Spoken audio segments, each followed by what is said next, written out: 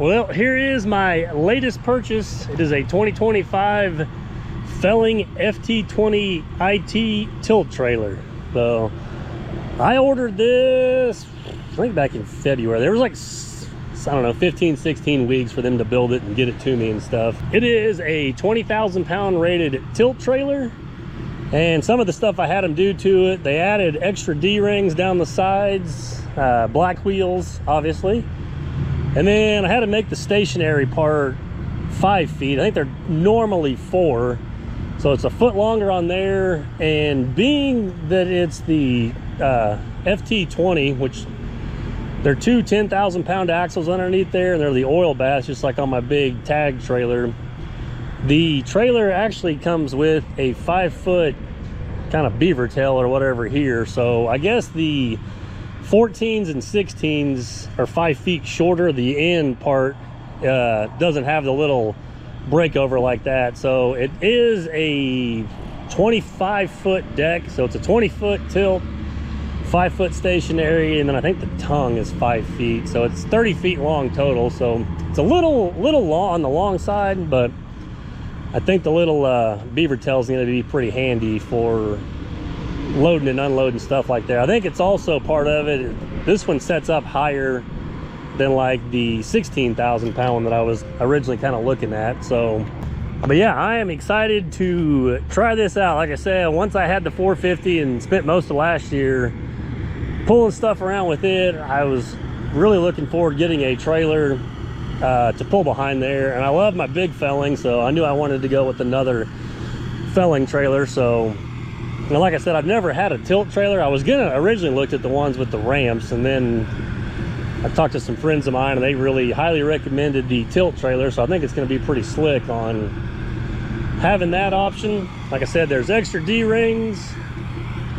And then I also added a bigger toolbox and a hydraulic jack. Yeah, this is, I guess there's 2 sides of this toolbox. This is the big one they make.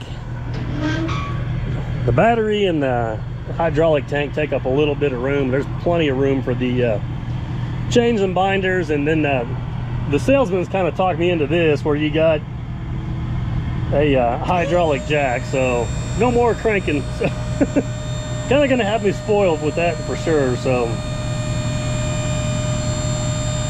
but it's got some power because it'll pick the back of the truck up. But yeah, that'll be handy. Just have to make sure, keep the battery good and charged up. So I think that was like an $800 option, so I was like, yeah, why not, instead of having to crank it up and down all the time. So not that you have to have that, but I just thought with everything else, why not? So yeah, and I ended up, it's got the pintle hitch ring on there right now, and I looked and looked and looked for just like a normal pintle hitch, and I ended up with this Gen Y receiver. It's actually a 3-inch solid shank on the receiver. It's a 32,000 pound rated hitch. So, and you can pull this pin out, and that's what slides. Just trying to show you here. So when I want to unhook, it just slides in like that. But I'm not 100% sure I like the design of that little tab, but I guess, I mean, with this one, I guess with this trailer, it shouldn't ever like flip up with it being a tilt trailer. So I don't know, I may actually end up switching that over to a 2 5/16 ball 2 instead of the pintle eye. I just figured,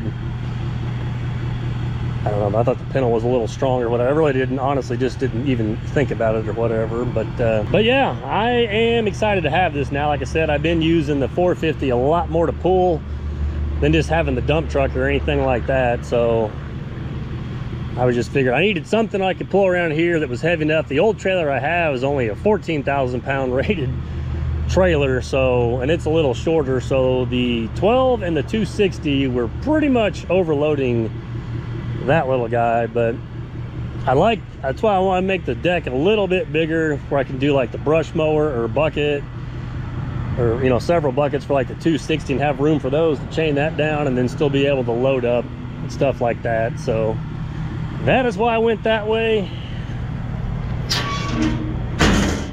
And the pin, I mean, I don't know if I can do this with one hand. I kind of painted that pin, so it's Yeah, a little sticky. But you kind of pull that, and it has a dampener underneath there. It's the putting it back down that's a little tricky. So it kind of slowly goes down, but you can tell with that dovetail that it doesn't have to go up as high when you want to load things up on there. So I think that's going to be pretty slick to use that for sure. And like I said, I mean, I can haul the 260, the 12, I can put the roller on here. I think it weighs like 16,000 pounds. I think if it would fit, the Hydrema would probably, I think it's only 19,000 pounds, but I don't think it's big enough for that. But yeah, you can see underneath there the two dampeners on there. I just went with the normal spring suspension. They also offer like a torsion suspension. I felt like this was maybe a stronger, more solid. May not ride as good, but I think the torsion axles, from what I remember, the tires kind of move out a little bit more or something. But I figured the springs would be, I just wanted something simple, good, and strong. I was really hoping to get the shortest trailer possible, so when I go do some of these frost footings and such, I don't always have a lot of room to turn around.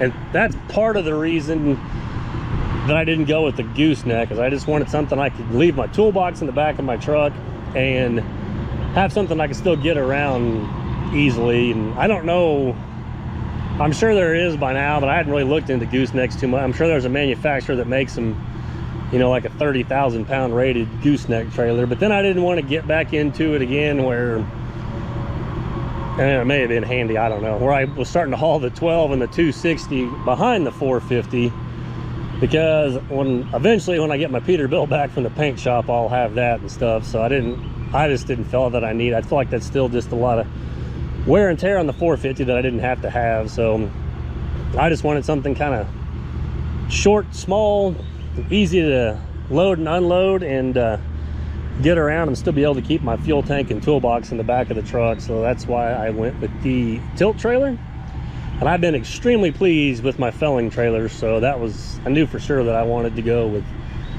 that brand. So yeah, you guys will be seeing this a whole lot in videos coming up, but it's the new felling FT-20 IT.